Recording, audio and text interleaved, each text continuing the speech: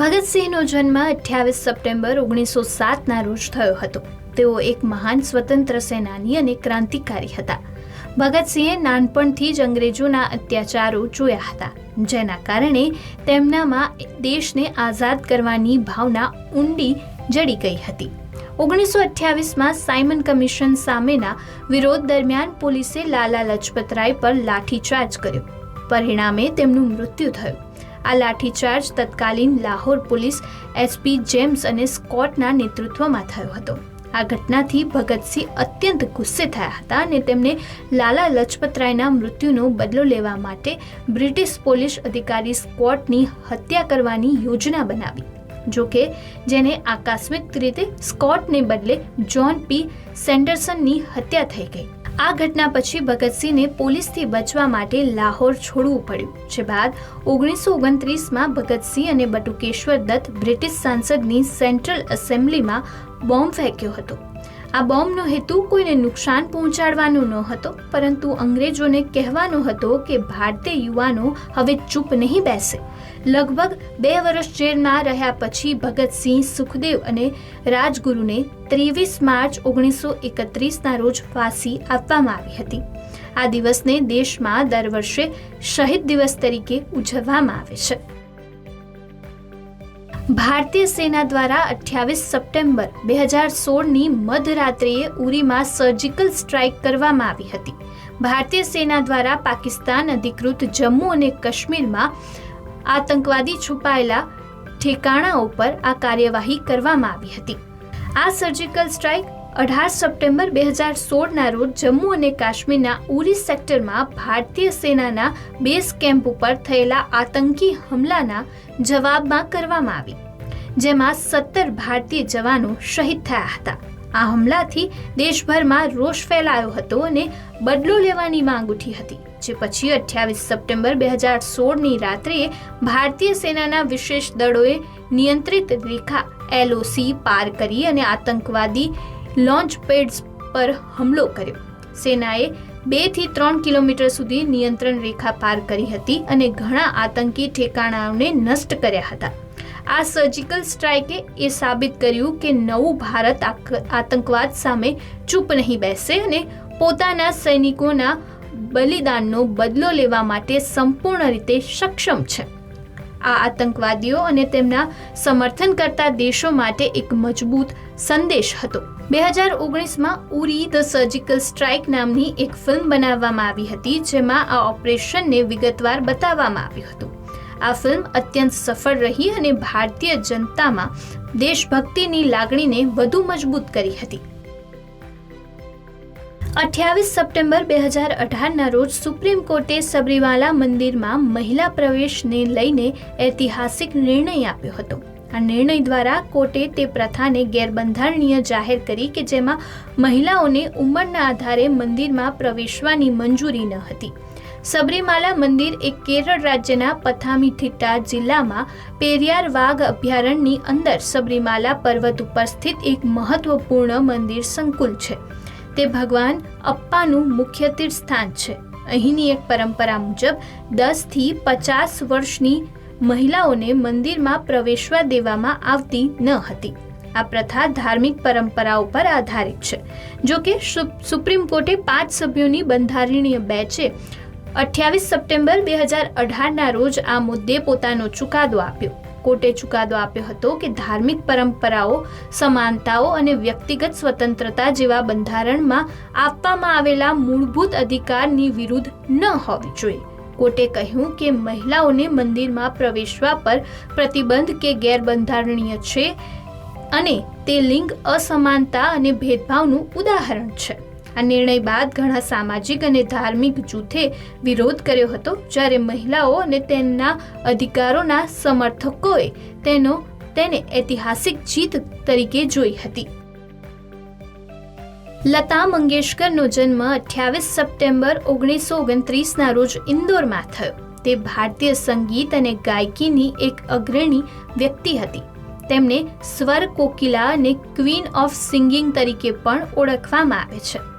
લતા મંગેશકરે ખૂબ જ નાની ઉંમરે પોતાની કારકિર્દીની શરૂઆત કરી. તેમણે પ્રથમ ફિલ્મ કીર્તિ હસલથી સિંગિંગ ડેબ્યુ કર્યું હતું. જોકે તેમના ગીતોને તેમની શરૂઆતમાં વધુ ઓળખ મળી ન હતી. તેમના સુંદર અવાજે ટૂંક જ સમયમાં તેમને ભારતીય સિનેમામાં એક અગ્રણીય સ્થાન આપ્યું. લતા મંગેશકરે હિન્દી, મરાઠી, બંગાળી, ગુજરાતી, પંજાબી અને અન્ય ઘણી ભાષામાં ગીત ગાયું છે. તેમની ગાયકીનો વ્યાપ ઘણો વિશાળ અને વૈવિધ્યસભર છે. લતા મંગેશકરે તેમની ગાયકીની કારકિર્દીમાં 20થી વધુ ભાષામાં 30,000થી વધુ ગીતો ગાયા છે. તેમને ફિલ્મફેર એવોર્ડમાં ઘણી વખત શ્રેષ્ઠ ગાયિકાનો એવોર્ડ પણ મળ્યો છે. લતા મંગેશકરને 2001માં ભારતના સર્વોચ્ચ નાગરિક સન્માન ભારત રત્નથી નવાજવામાં આવ્યા હતા, જ્યારે સ્વર કોકિલા લતા મંગેશકરનું 6 ફેબ્રુઆરી 2022ના રોજ અવસાન થયું હતું. શેખ હસીનાનો જન્મ 28 સપ્ટેમ્બર 1947ના રોજ બંગાળના તુંગીપારામાં થયો હતો. તેઓ એક રાજકારણીય છે જેમને જૂન 1996થી જુલાઈ 2001 અને ફરીથી જાન્યુઆરી 2009થી ઓગસ્ટ 2024 સુધી બાંગ્લાદેશના વડાપ્રધાન તરીકે સેવા આપી હતી. તે બાંગ્લાદેશના સ્થાપક શેખ મુજબુર રહેમાનની પુત્રી છે, જે બાંગ્લાદેશના પ્રથમ રાષ્ટ્રપતિ હતા. 20 વર્ષથી વધુના કુલ કાર્યકાળ સાથે તે બાંગ્લાદેશના ઇતિહાસમાં સૌથી લાંબી સેવા આપનાર અને વિશ્વની સૌથી લાંબી સેવા આપનાર મહિલા સરકારના વડા છે. શ્રેણીબદ્ધ હિંસક વિરોધ બાદ 2024માં લશ્કરી બળવા દ્વારા તેમની સરકારને નાબૂદ કરવામાં આવી હતી, જે બાદ શેખ હસીનાએ ભારતનો આશરો લીધો છે. શેખ હસીના શાસનકાળ દરમિયાન બાંગ્લાદેશમાં આર્થિક વિકાસમાં મોટો સુધારો જોવા મળ્યો હતો. બાંગ્લાદેશની અર્થવ્યવસ્થાનો ઝડપથી વિકાસ થયો અને ગરીબીનો દર પણ ઘટ્યો હતો. તેમના નેતૃત્વ હેઠળ બાંગ્લાદેશમાં મહિલા સશક્તિકરણ અને ઘણા વિવિધ કાર્યક્રમો અને નીતિઓ લાગુ કરવામાં આવી હતી. શેખ હસીના તેમના કાર્યકાળ દરમિયાન શિક્ષણ અને આરોગ્ય સેવામાં પણ મોટા સુધારા કર્યા હતા. આ સાથે જ તેમના કાર્યકાળ દરમિયાન ભારત બાંગ્લાદેશના સંબંધો પણ વધુ મજબૂત બન્યા હતા. 28 સપ્ટેમ્બર 1928ના રોજ પ્રખ્યાત સ્કોટિશ વૈજ્ઞાનિક સર એલેક્ઝાન્ડર ફ્લેમિંગે વિશ્વની પ્રથમ એન્ટીબાયોટિક દવા પેનિસિલિનની શોધ કરી. આ શોધથી દવાના ક્ષેત્રમાં ક્રાંતિકારી પરિવર્તન આવ્યું અને અનેક જીવલેણ રોગની સારવાર શક્ય બની. એલેક્ઝાન્ડર ફ્લેમિંગ એક બેક્ટેરિયોલોજિસ્ટ હતા. તેમને સેન્ટ મેરી હોસ્પિટલ લંડનમાં કામ કર્યું હતું. એક દિવસ તેમને આકસ્મિક રીતે સલ્ફાઇલોકોક્સ બેક્ટેરિયાથી ભરેલી વાનગી ખુલ્લી મૂકી દીધી. થોડા દિવસો પછી જ્યારે તે પાછા ફર્યા ત્યારે તેમણે જોયું કે થાળીમાં ઘાટ ઉગી ગયો છે અને જ્યાં ઘાટ ઉગી ગયો છે તેની આસપાસના બેક્ટેરિયા નાશ પામ્યા છે. આ ફૂગ પેનિસિલિયમ નેટેમ હતી, જેનાથી ફ્લેમિંગ સમજી ગયા કે આ ફૂગમાંથી નીકળતો પદાર્થ બેક્ટેરિયાને મારવા માટે સક્ષમતા ધરાવે છે. પેનિસિલિનના ઉપયોગથી ચેપથી મૃત્યુદરમાં તીવ્ર ઘટાડો થયો. ફ્લેમિંગની આ શોધ પછી ઘણા વૈજ્ઞાનિકોએ તેના પર વધુ સંશોધન કર્યું, જેથી તેનું મોટા પાયે ઉત્પાદન કરી શકાય.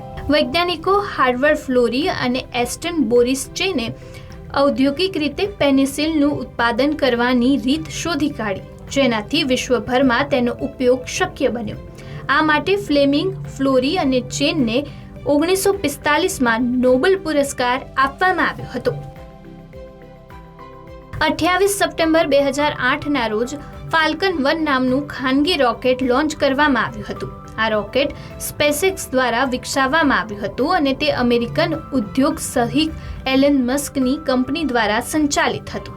આ વિશ્વનું પ્રથમ ખાનગી રીતે વિકસિત પ્રવાહી બળતણ રોકેટ હતું. તે એક નાનું અને ઓછી કિંમતનું રોકેટ હતું, જેની રચના મુખ્યત્વે નાના ઉપગ્રહને ભ્રમણકક્ષામાં લોન્ચ કરવા માટે કરવામાં આવી હતી. 28 સપ્ટેમ્બર 2008ના રોજ ફાલ્કન 1એ પૃથ્વીની આસપાસની ભ્રમણકક્ષા માટેનું પ્રથમ ખાનગી રીતે વિકસિત સંપૂર્ણ પ્રવાહી ઇંધણયુક્ત પ્રક્ષેપણ વાહન બનાવ્યું. 2 તબક્કામાં આર્ટેમિયસ રોકેટમાં પ્રથમ તબક્કો સિંગલ માર્ગિલ એન્જિન દ્વારા સંચાલિત હતો અને બીજો તબક્કો સિંગલ કોસ્ટ્રેટ એન્જિન દ્વારા સંચાલિત હતો. આ વાહન કુલ 5 વખત લોન્ચ કરવામાં આવ્યું. પ્રક્ષેપણના 3 નિષ્ફળ પ્રયાસો પછી ફાલ્કન 1 સપ્ટેમ્બર 2008માં તેના ચોથા પ્રયાસમાં માસ લ્યુમિનેટર સાથે ભ્રમણ કક્ષામાં પ્રવેશ્યું. 14 જુલાઈ 2009ના રોજ ફાલ્કન 1 એ તેની બીજી સફળ ઉડાન ભરી હતી. 28 સપ્ટેમ્બર 1994ના રોજ 20મી સદીની સૌથી ખરાબ દરિયાઈ આફતમાંની એક ઓસ્ટ્રેનિયા જહાજ ડૂબી ગયું. જહાજ ડૂબી જતા 852 લોકોના મૃત્યુ થયા હતા. જર્મન નિર્મિત જહાજ એસ્ટોનિયા સ્ટોકહોમ સ્વીડનની રાતોરાત સફર પર નીકળ્યું હતું, પરંતુ ફેન્ડીલેન્ડના દરિયાકાંઠે તે ડૂબી ગયું. કહેવામાં આવે છે કે તોફાની હવામાનના કારણે 15 થી 20 ફૂટ ઊંચા મોજા ઉછળી રહ્યા હતા. તે પછી એસ્ટોનિયા મધરાત્રિએ ડૂબી ગયું. લગભગ 1000 લોકોમાંથી માત્ર 137 લોકો જ બચી શક્યા હતા. તે સમયે 852 લોકો મૃત્યુ પામ્યા હતા. ટાઇટેનિક પછી યુરોપિયન જહાજનું આ બીજું સૌથી મોટું ડૂબવું કહેવામાં આવે છે. તેને શાંતિ સમયનો સૌથી મોટો અકસ્માત પણ કહેવામાં આવે છે.